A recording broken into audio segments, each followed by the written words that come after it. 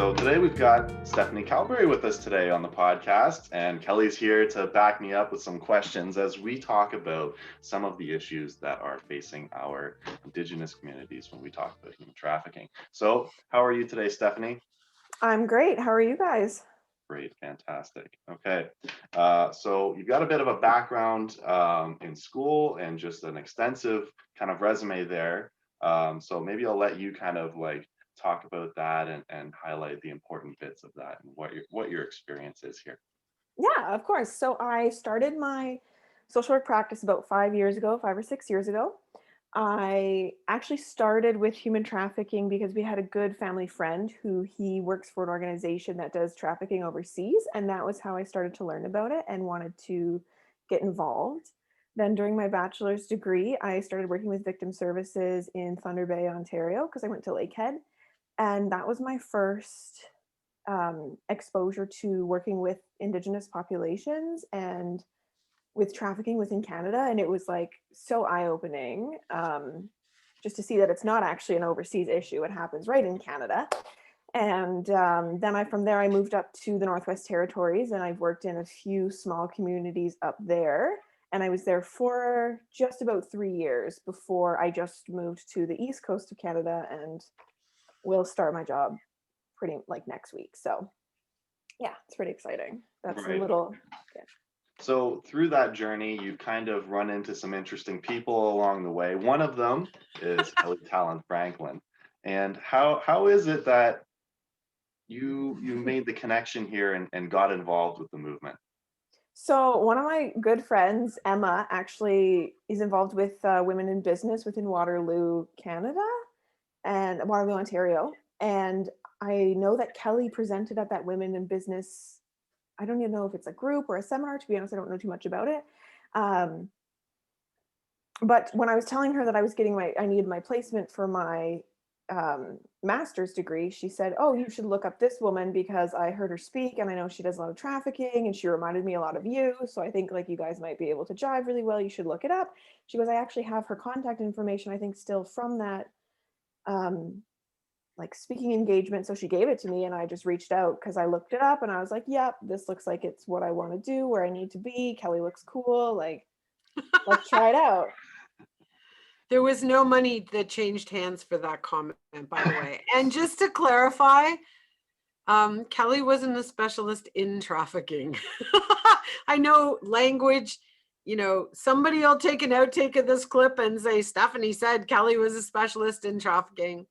So just let me put the disclaimer out. We're here having a discussion and we're just being ourselves. So please don't be harsh on us if you're watching this podcast.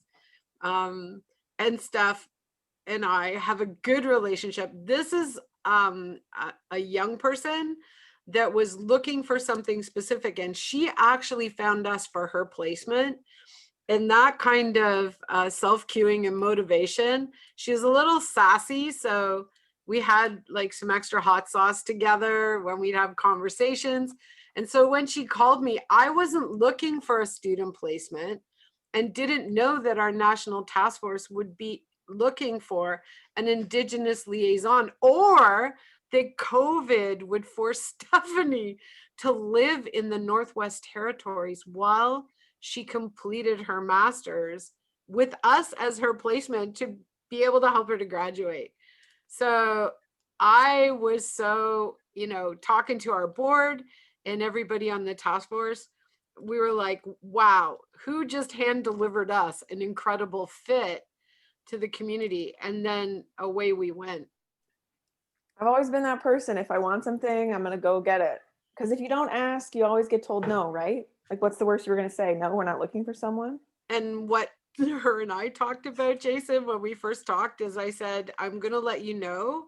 I'm probably going to say some stuff or step in some stuff. You need to let me know.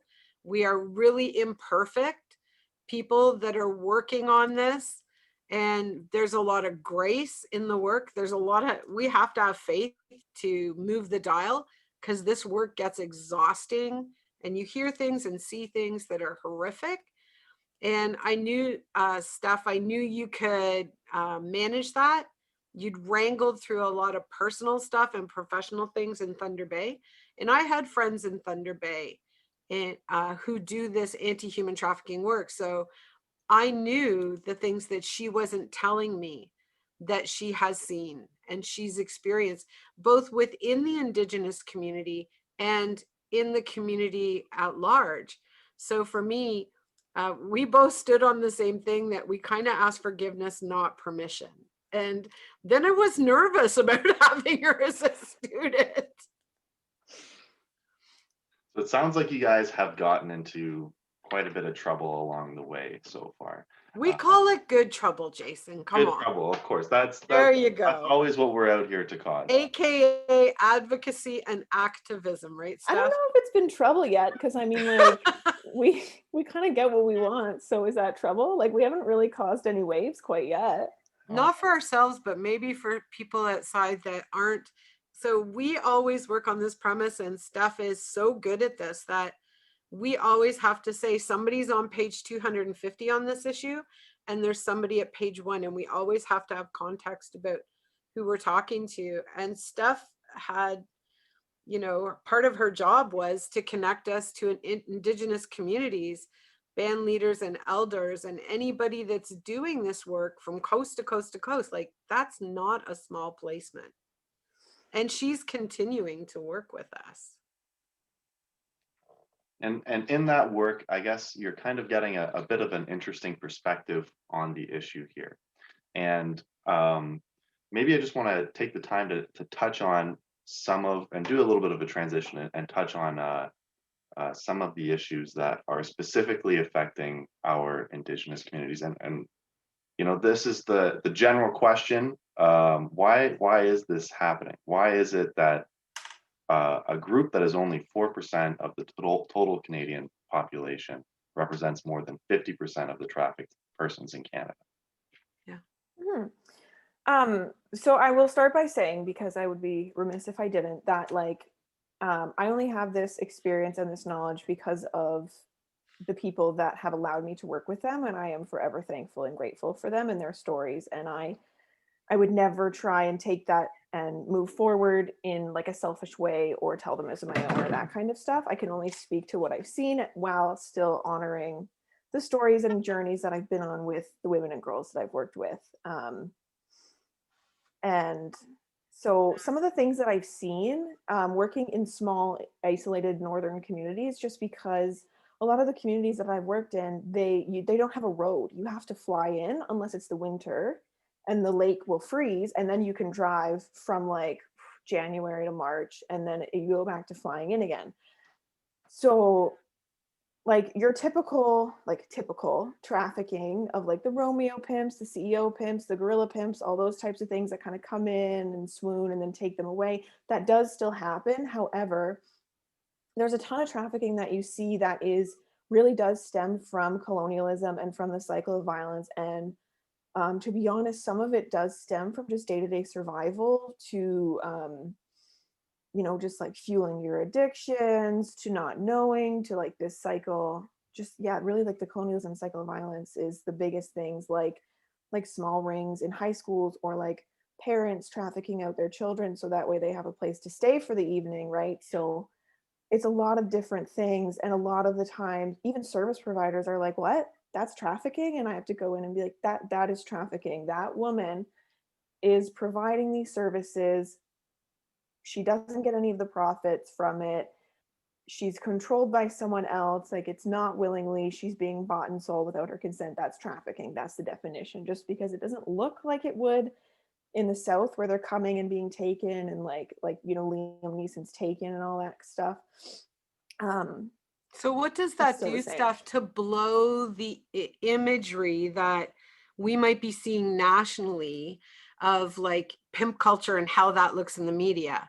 How does that prevent the identification of those that are criminalizing people and exploiting them? Like, explain what it would look like things like couch surfing, or, drug access, or grocery access, or formula for a mom. Mm-hmm. So talk a little bit about that, because I think, Jason, you and I have had those conversations that the definition of sexual exploitation and human trafficking is the same.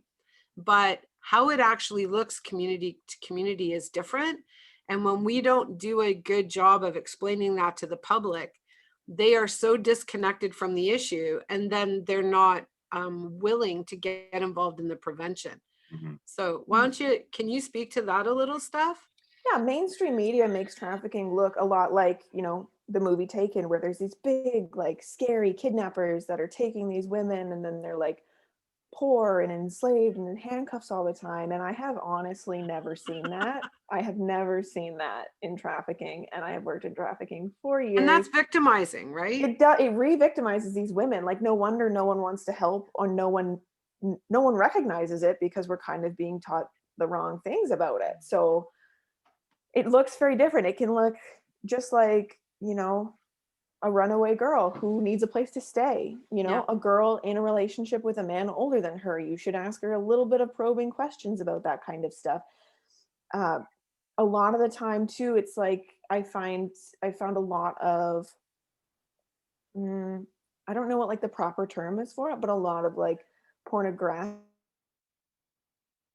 trafficking, or in which these women don't CSAM, so screens and images. Like they don't actually know their trafficker, but think they're in love with them online, and they're like, like providing these types of photos and videos and imagery, and they're being sold and without their consent. What would be the hesitancy of somebody that's in leadership in an Indigenous community and calling this out, or even naming it trafficking? I can't speak for every leader. I do know that this is a large cycle of violence that has started with colonialism, and most of the time the perpetrators of this were the victims as the children.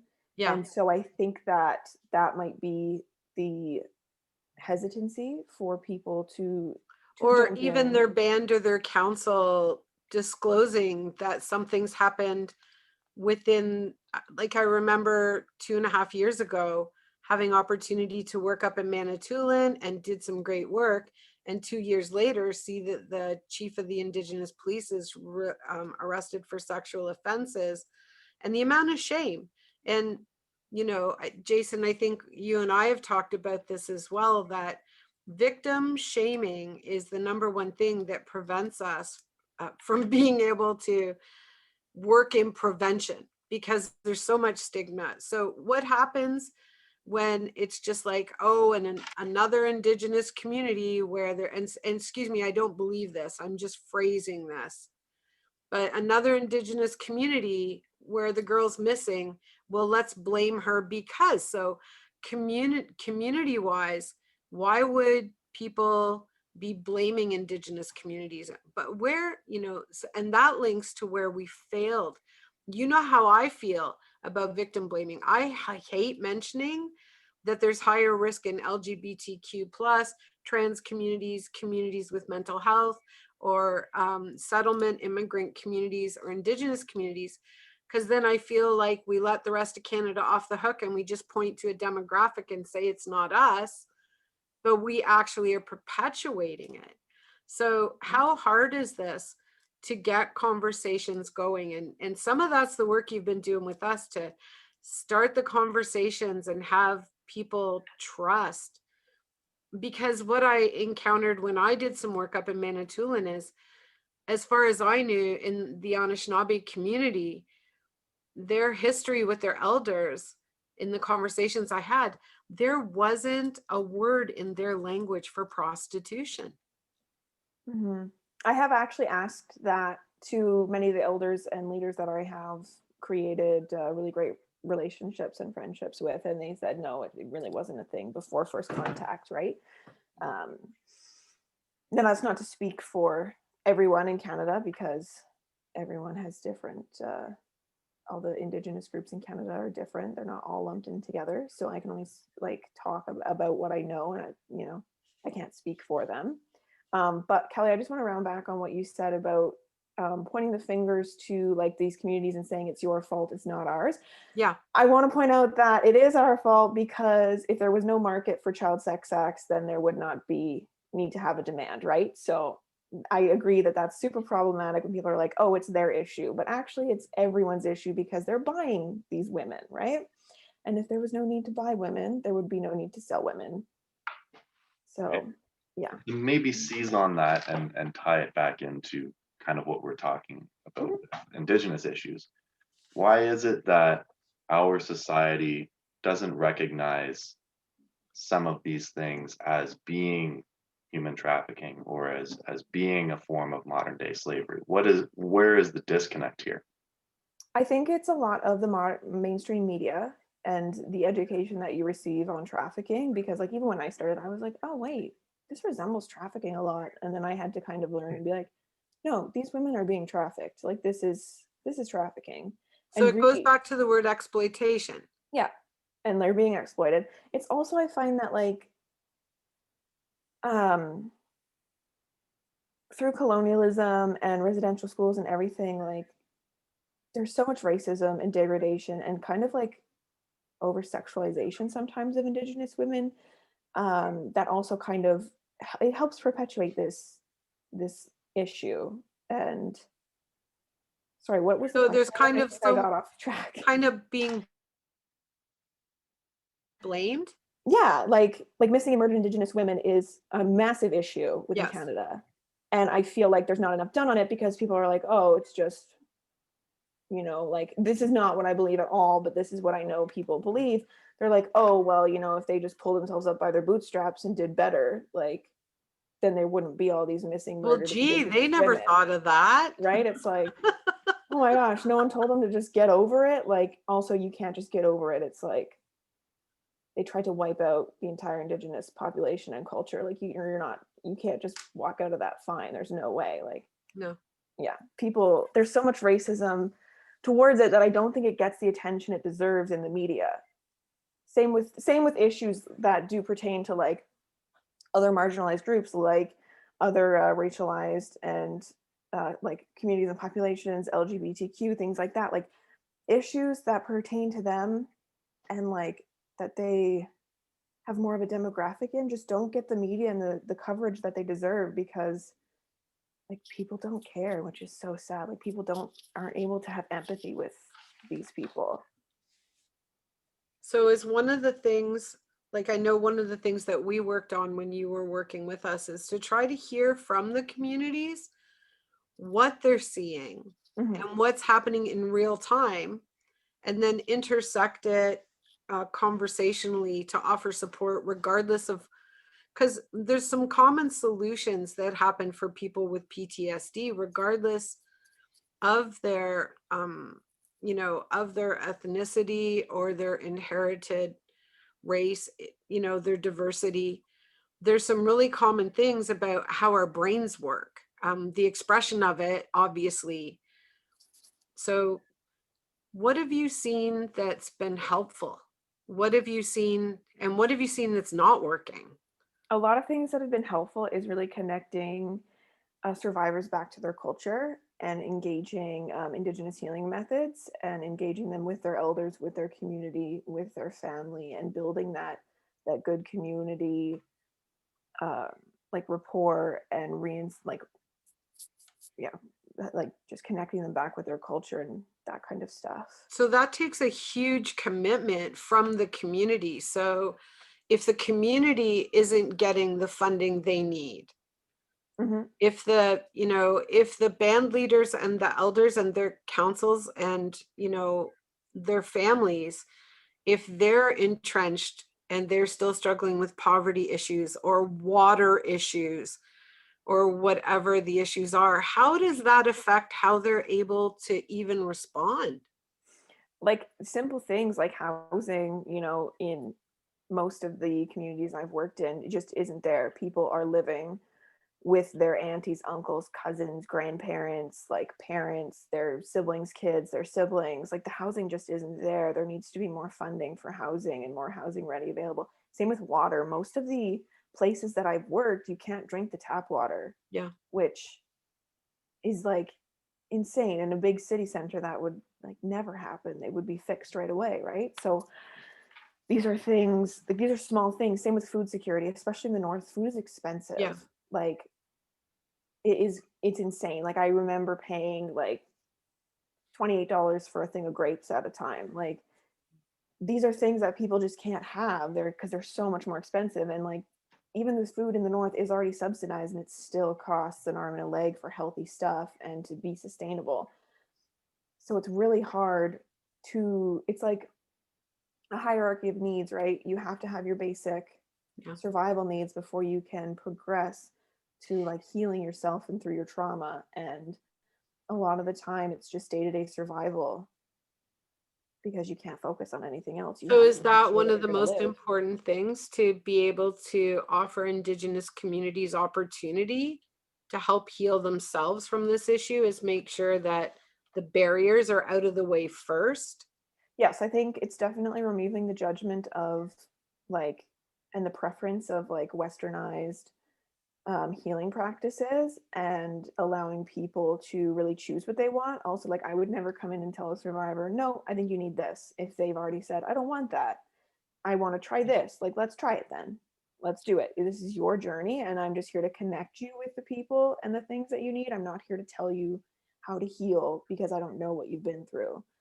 So I think it's just allowing people to kind of have their own autonomy in their healing, as well as just respecting that there are cultural ways of healing as well, and that westernized practices are not the be all and end all. And so that's why it's important that across the lines, coast to coast to coast, we have the conversations, because the more we all learn from one another about what's available and what is having impact, and we're seeing change and positive outcomes in, when we keep, and I think you've taken some of our training and you've certainly heard enough about what we do to understand that that just adds to the toolbox. Mm-hmm. So where do we need to go to continue to have these conversations as Canadians, to amplify, not to speak over, but to amplify the requests of Indigenous communities for help with this issue? What should we be doing? What can we do? I think, Jason, I don't know how you feel about this, but sometimes it's like we want to speak to this issue, and it is an Indigenous issue that is truly affecting all of us, because children are universal. We have a civic duty and responsibility to protect children, regardless of their demographic or their ethnicity or their race or their history. And we are really failing when 68 to 72% of all those trafficked are minors. And the numbers are growing. The age of introduction to this is now 12. And we know that there's now traffickers that are trafficking Indigenous children that are Indigenous. This is a new trend, and it's a little scary. But as those that are, that I come from the privileged demographic, the only thing I could do to be more privileged is if I was male. So where do we align with what the needs are, and how can we advocate and amplify the voices of Indigenous communities? How can we do that without being offensive? And believe me, I've had to apologize out of a sincere heart, but I'm always learning and growing. So how do we do that? Totally. I think it's just making space for educated Indigenous people with experience to speak. Like, I can't say like one thing or one action. It's just listening, engaging, and letting these communities speak for themselves. And then also not telling them, like, I find a lot of the time people will be like, yeah, like we're struggling with this. And then people are like, oh, well, are you sure?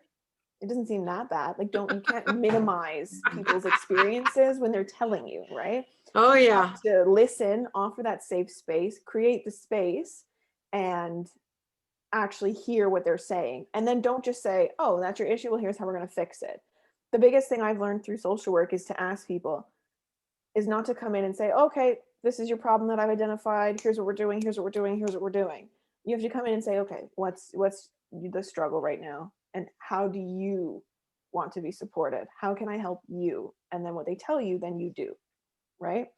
And you can offer additional solutions that they might not have considered, but Totally. that's one of the reasons that I don't talk empowerment words as much, except to say that empowerment needs to be available to people to self-direct.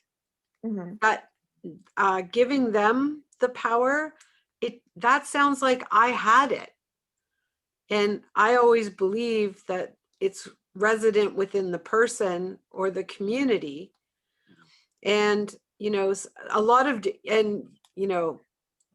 Steph, to be real, you've seen it, a lot of do-gooders jump into this issue and they want to own it, and they are not educated at the 250-page level. And then they say stuff and wonder why they're doxxed and trolled by other people in the movement, because like, they're I've just done not that willing too to when be I an was ally, new. right? Yeah, like we've all done that. I did that too when I was new, right? Oh yeah, everything I do, like even today, I was like, okay, how can I come at this without being like one of those people, right? Like, how can I don't want to come in here and speak for the communities I've worked for and speak for the people I have. I'm just here to say, this is my experience and this is what I found, without appropriating or being inappropriate or that kind of stuff, right? So I think having that intention is super, and recognizing that is super helpful, because I think a lot of people do get a white savior complex. They're like, oh, I'm coming in and I'm better and I'm gonna and knight in you. shining armor complex, and right? you can't do that. You can't have that. You have to. So what's the number one word that we never use here at Courage for Freedom and through Project Maple Leaf when it comes to assisting and self-directing? It's what the police and the firefighters do. Why am I blanking? I know this. It's like, because school's over and I'm putting you on the spot. Jason's laughing because he's just come through school. It's rescue. Rescue, right? Yes, sorry. That word needs to be. Yeah, it's true, because people don't need. People can. Yeah, I get it. So, Jason, what would you want to know about what life was like for Steph in the Northwest Territories and how that looked like in real time, trying to talk to, or even, the government piece? How is it different to talk to her government in the Northwest Territories about this? What do you want to ask, Jay? Well, just kind of before we go here, I mean, why is it that there's such a disinterest from our government and doing the things that we do down here up in the north? I mean, we talked about colonialism, but I mean, the government created colonialism. You think they're just going to reverse it right away? If the government created this issue, I feel like they don't want to take responsibility for it. They're just trying to fix it without throwing money at apologizing. And even with an apology, it kind of comes like an apology with a gift, which is really important in Indigenous community. I always tell people, whatever a client is, sorry, I hate the word client. That was a misspeak on my end. Whoever I'm working with and walking with, I always tell them, even my friends, an apology without changed actions is a manipulation. Okay, you need to put that in the quote when we throw this podcast up, Jason. It works with anything, with your partner, with your friends, with your family, with your government, with your workplace. An apology without a changed action is manipulation. That is a hard stop. That is a be all and end all. That's actually an ouch. Yeah. It's true though. And a lot of people are like, oh yeah. Because it's like they apologize, but they're still doing it. And I'm like, so they're manipulating you. Sorry, they're gaslighting you. Yeah. And that's an overused word too. It can be, yeah. Jason, you just need to close us off and ask the questions you want to go with, and Steph and I will banter because. Well, we've just talked about it. Talked about this issue quite extensively now, and honestly, Kelly, I've been thinking of questions, and then you say them, and I'm like, she stole one from me. Okay, play the weird music. Oh yeah, the excellent elevator music that yes this podcast off. Yeah. You know what? But it's good to work with a team that you're on, Jason, where you like people don't know Jason's the one trying to put us together. I have the connections to get the interviews, and we have discussions and emails back and forth about this issue. One of the things that I'd love to see happen is if you bring Stephanie back with a couple of our other students that are, finishing up or still in post-secondary. And I have a bunch of questions for you folks. So I guess, Jason, one of the conversations you and I have had is, in school, what's the tea on this? Like, how are people feeling? I use the word tea. Jason's just gonna park me in Dinosaurville. But what's the real conversations? Who is getting airtime, access to the students? Are they talking about protecting kids, or are they off into some other area, into some rabbit hole, and ignoring child rights protection issues? Right. So Well, and I'm sure, Stephanie, you've definitely seen this. I mean, we have academics who are very interested, and I'm sure their heart is in the right place when they are talking about this issue. But the people who are the most vocal and the biggest voices in the room tend to be people who are trying to promote themselves, trying to make money for their own organization. And this is kind of something that happens within specifically Western approaches to trying to do what I have experience in calling development work, or just social outreach, right? mhm. And I won't name drop anyone, but there's plenty of examples of charities that do this, that are essentially running a business off of pretending to help other people, right? And what's your experience with that? I mean, where have you seen this happen? This is good, Jason. I've seen it happen a lot. I have learned through school that to be honest, life, like if you have to tailor your studies to fit what you want. Like, I know that I work with Indigenous peoples. I know that I work within trafficking. I know that's what I'm passionate about. So I make sure to tailor my education to that, which is why I was so gung-ho to get this placement, why I went out and did it, right? Because everyone in classes, you can have discussions, and I feel like you get like broad, like 1 hour, 3 hour classes on like a subject, and then you're done. And then you have to really tailor yourself. So like all my papers I've written and research projects that I get to choose, like, are obviously on trafficking and things. And I've definitely seen a lot of profs and people I've talked to that just want to promote themselves and like their own publishings. The one thing I hate, my biggest pet peeve, here we go. This is a PSA to every university professor. Don't ever say, okay, you get your list of books that you have to buy, and the professor says, I know they're expensive, I don't make any commission off the sales. You wrote the book. Yeah. You make Oh, that's my favorite.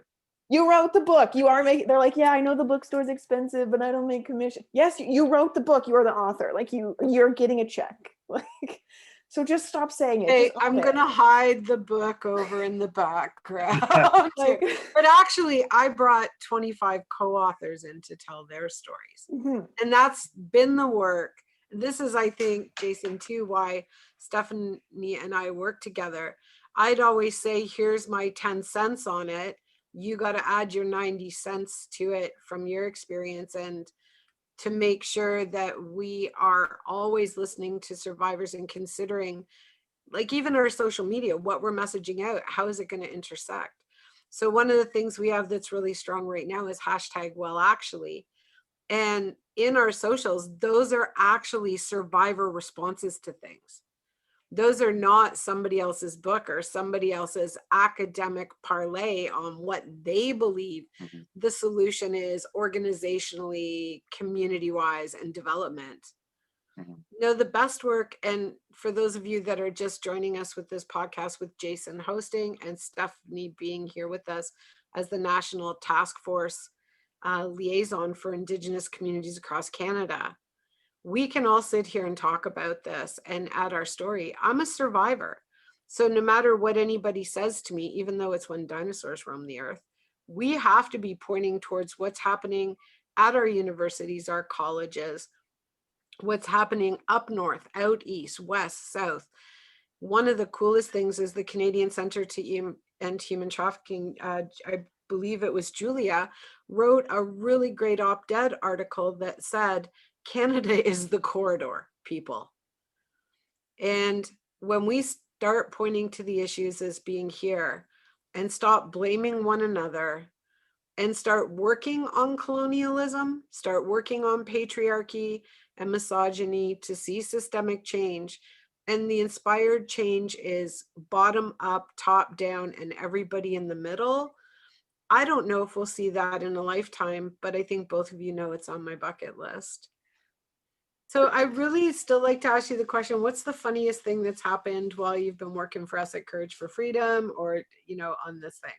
Okay, I have so many funny and just like amazing stories. Like everyone also that wants to get into this work is like, how do you deal with it? Like it must be so sad. And like, yeah, you see a lot of crap, but you also see a lot of great things too. But like one time I had this like she was a young girl. She wasn't being trafficked. I'll preface that because then it might be too depressing, but like I knew her through work. And I was taking her to a dentist appointment, and after that, she is so cute. She wanted a burger, and then she had like 3 cents, and she was like, "Let's go to Walmart. I'm gonna buy a toy with my like 2 quarters I have because I brought my money." And I was like, "You know what? I'm gonna get you a toy because you're so cute." She was so proud. She bought her little toy. She goes, "I want a burger, please, with like bacon on it." And I was like, "Okay, we'll get you some bacon. You did great at your dentist. Like, it's fine." And then I look in the back seat, and she's so cute. She's like 6, and she has these little glasses. And I just hear like this most relieved sigh. And I look in my rear view mirror, and she's got her little tiny doll in one hand and her little burger in the other. And she goes, "Wow, I'm a lucky woman." And then she bit her burger, and it was just like the cutest thing I've ever seen in my life. I was just like, "Oh, I love you." Like, it was so cute. So that's where the best work that I've seen in 30 years of working in community to inspire change in the lives of kids through their own self-direction. Mm-hmm. That there is so much that you can take out of this. And that's why when we do our speaking or training, we want to give people the non-mythical information, but not be the doom and gloom newspaper version, because it's really important for people to see hope. Mm-hmm. Otherwise, it's hard to invest. If you constantly are barraged with bad news and not given opportunities to make change and have an impact. So what are a couple of the things that you've seen or been involved in with Courage for Freedom and the National Task Force for Project Maple Leaf that have made you go, wow, you guys are doing this different, and some of the stories that you've heard of hope? Are there any of those that you remember? Or are you still kind of just swimming from finishing your year as a student? I think just like all the stories, none of the stories are ever the same. Like, they might be similarities, but all of them are just like so inspiring to hear the work that people are doing. And it also kind of revives you to know, like, okay, there's a lot of people doing this. Like, there's a lot of people that are going to affect change. And if we keep at it this way, like, we will keep doing it. If we keep getting on more people and we keep all connecting and we keep all getting on the same page, like, we can actually affect change. And I And think not that's, competing. yeah. And oh, the not competing thing is so important because I find that's huge in to be honest, in the nonprofit and charities world. It's always competing. It's like, well, we did this, and it's like, that's amazing, that's great, like, I'm so glad for you, but like, For you us can't at Courage like, for Freedom, you know, one of the things we try to attest to is that we've heard from victim survivors requesting this. And so we're amplifying their voice and doing it with, we're carrying their message forward. Mhm. And so helping all organizations to be able to do that and develop that, and also attitude, not either or. And, you know, like for us, we worked so hard on Project En Route, and then so many people across our province and even nationally got lots of money after the strategies were announced. It's our job to celebrate them. Mhm. It's never our job to say, oh, look at what they got. That's a very 8-year-old grade 3 attitude that we revert to in the NGO agency charitable cycle sometimes because we think there's lack. And I think, Steph, one of the things that you helped with is coordinating us, and you're going to continue to do that with Indigenous agencies, organizations, resources, their chiefs and elders and bands and councils, to the best of your capacity, that if there is anybody watching that is working in those areas with First Persons, Indigenous communities, that would like to get involved, Jason's going to make sure there's links so that they could link with you, Steph, because I know you're going to continue to work on this. This is, I think it's, it becomes a lifetime. When you see somebody with a burger and a toy, when the days are hard, you never forget that. It was so, I was like, oh yeah, I'm definitely having kids one day. This is so cute. Like, be careful what you wish for. I know. It was so cute. Oh.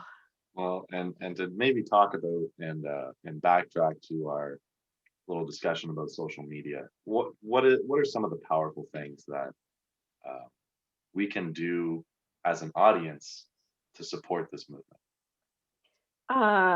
Keep posting out, keep intersecting with the socials. I mean, let's just be real.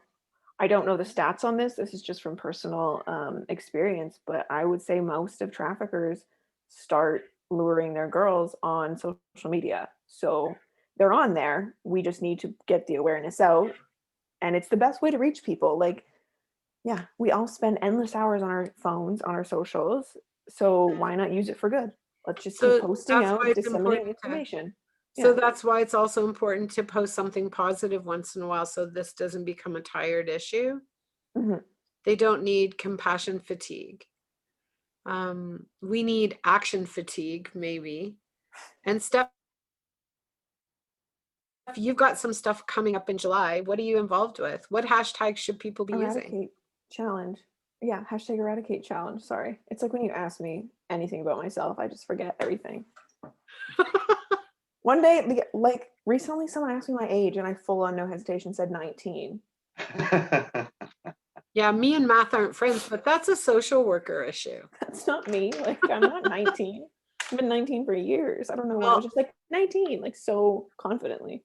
I've had the 20th anniversary of my 39th birthday. Love that. I love that. Well, so Jason, if you were to talk to guys, I mean, as a guy perspective in this, around this issue, I mean, no, Jason, speak for all men of the world. No, not that. But just from in your own mind, because I have these conversations with my husband too, who's like on this issue, on it. We live it every single day. From grassroots, from micro to macro and everything in between. And still, it's really difficult for him to think in his mind how to frame something to put out on social media. Right. He says, well, people know what I stand for. And I say, well, no, if you're quiet, they could think you're the creepy guy buying child rape videos at 2 a.m. in the house next door. Yeah. Well, big question. Sorry, Jason. No. And that's a fair question. Because it is men who have, a certain amount of influence here that they could be taking advantage of to help people. Right. And I think it's just important to remember that it's easy to disconnect from the issue. It's easy to block all of that out and to just forget about it. And especially as a man. But when you have the opportunity to do something that could be good, and this is just a simple thing, not that you can use this generically.